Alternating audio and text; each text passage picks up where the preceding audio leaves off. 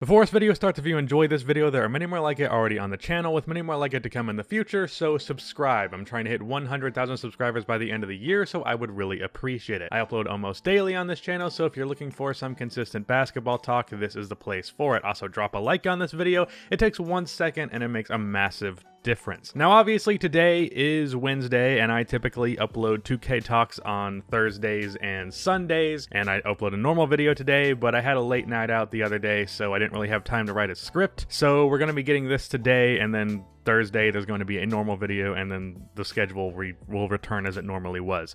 But today I wanted to talk about a subject that came up the other day because of what Avery Bradley announced that he was planning on doing in the upcoming season, or the upcoming return of the season, which is that he plans to sit out.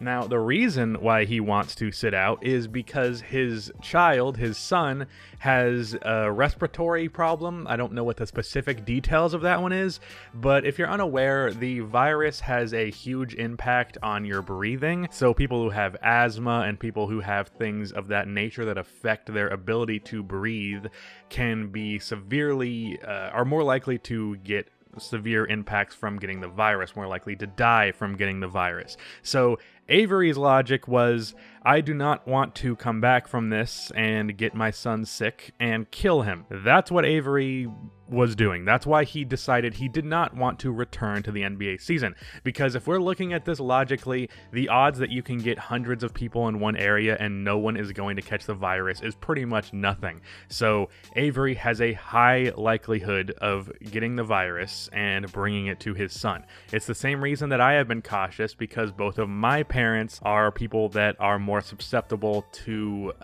get the disease and have more dire consequences. I'm 20 years old. If I was living on my own and not interacting with anyone else, I wouldn't be all that concerned because it doesn't affect me. But if I get the virus and give it to my diabetic father who's in his 50s, that's not quite the same case. So Avery is basically using that same line of reasoning, which, yeah, it might not kill me if I get the virus. I'm in, like, what? He's like 30, and he has good money. He has good health insurance, I'm sure, and he's in amazing shape because he's an NBA player, so he's not going to die if he gets the virus. But his son might, because of his respiratory issues. And the reason that I'm bringing this whole thing up is because the reaction to this announcement pissed me the fuck off. This is going to be a bit of a rant video because it really just applies to how I feel about how NBA fans treat players in general. I made a video on this in the past titled "A Reminder That NBA Players Are Humans." I might link that, I might not, it depends if I remember. Avery Bradley literally said, I do not want to return because I don't want my son to die. And the reaction to that was, wow, you don't care about your job, you don't care about winning, you don't care about winning a championship for the Lakers, you're such a selfish piece of shit. Yeah, he's selfish because he doesn't want to kill his fucking child. That's what pisses me off about this, because as I said with the title of that video, NBA players are human beings. They're not fucking robots unless you're Kawhi Leonard. They have things that they have to be responsible for outside of playing basketball. They have their own feelings. They have their own things that they have to worry about outside of just hitting three-pointers and playing defense on your fucking team. It's more important than that. That's just a part of their lives. His son is susceptible to die if he gets the virus, and you're calling him selfish because he doesn't want to kill his child? What the fuck is wrong with you?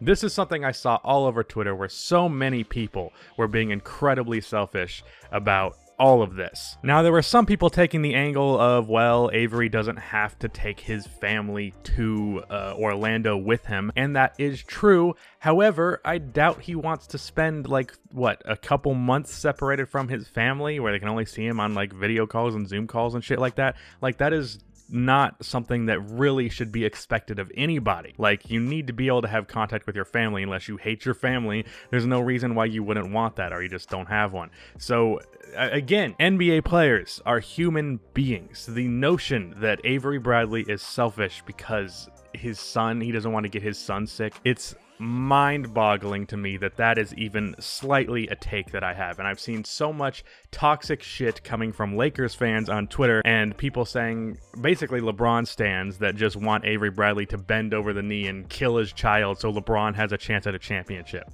Like, there are things in life that are way bigger than basketball. I am just about as much obsessed with basketball as you can really get, or I should say the NBA, because I don't watch college for shit. but I'm about as obsessed with the NBA and basketball as you can really get, and I have the basic understanding that it is, at the end of the day, just a sport. It's a multi-billion-dollar profession, and it involves a whole lot of moving parts, and it's incredibly complicated, but at the end of the day, it is a group of 10 players on a basketball court dribbling a ball. This is not something that should ever be life or death. I don't think the NBA coming back is guaranteed to be life or death, but there is a high likelihood that it can be, with proper precautions not being taken. And Avery Bradley, as well as every NBA player that does not feel comfortable with this situation in Orlando, has every fucking right to say, no, I'm not going to do that. That should be well understood. NBA players should be allowed to opt out of this, because I don't know why everyone's acting like this is just some perfect scenario where everything is going to work well. There are so many moving parts about the NBA returning,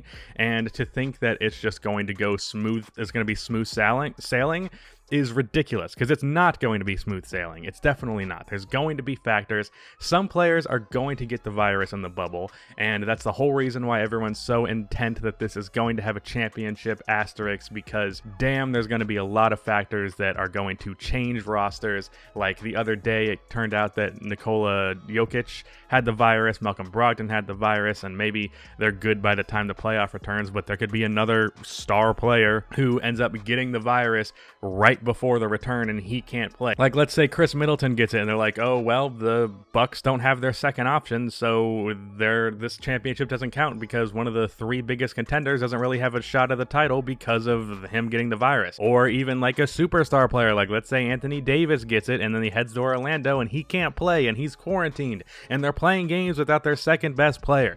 Like, this is not going to be an easy situation, and it makes perfect sense for players to be opting out of this for fear of the safety of their family, or just because they don't want to play under these conditions. Now, to a certain extent, yeah, you have to show up for your job, but this is not the job that they signed up for. It really isn't. The players who are deciding to go to this, it's because they are very, very committed to playing competitive NBA basketball, and they also don't want to see the NBA's finances have a huge dip, because the NBA is going to return because of how big of a financial dip they will have if they don't.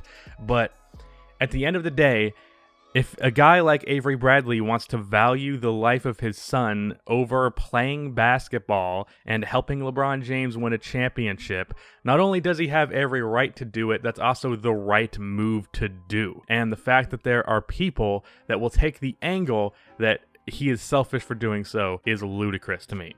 Now, to close out this video, I do want to talk a bit about actual basketball, since, I mean, this isn't going to get to 10 minutes, let's be honest. But let's talk about how Avery Bradley being gone is going to affect the Lakers. Now, I don't expect it to have a massive impact. The real big issue with Avery Bradley being out for the Lakers is because they're kind of lacking in depth, and even though Avery Bradley is far from a great NBA player, he's a good one, and they don't have a long list of actual good NBA players, so it's not going to be easy to replace him. There's not really much they can use to replace him. The guy is a pretty good defensive player, an all-right three-point shooter, even sometimes acts as a ball handler on this team because they're that deprived of dribblers and playmakers on this team, and as a result, they're going to be a little lacking there. Apparently, they're looking at J.R. Smith. He's going to provide some shooting, and he's going to provide some memes, of course. Keep the Hennessy away from him, although I'm pretty sure he said he didn't like that, but whatever. I don't think that's a bad replacement, but it's definitely going to be interesting to see J.R. Smith and Dion Waiters on the same team, because I feel like people forget Dion Waiters is on the Lakers. But yeah, Avery Bradley is not going to be easy to replace his defense specifically. He is at worst the third best perimeter defender on this team. I'd probably say he's second. LeBron James can be iffy sometimes. I think he's probably the best, but also Danny Green's there, and you could go back and forth on Green versus Bradley. But point is, it's definitely a loss for the Lakers, but as I was saying, this is bigger than just the Lakers winning a championship. This is bigger than basketball. This is more important than your entertainment. This is more important than your favorite team winning a title. If you're going to put down someone like Avery Bradley because of this decision, and any other NBA player that I guarantee you is going to be making these decisions, there's going to be a lot of players who opt out of this thing. I promise you. Avery is just one of many to start the the domino effect. I think Trevor Ariza opted out as well because of some personal stuff. At the end of the day, if you think that Avery Bradley is a bad person or he's just being selfish for doing this, you are a piece of shit, and I do not like you. I guess that's the best way to put that. But that is the end of this video. Please be sure to like and subscribe for more NBA content like this, and cue the outro music.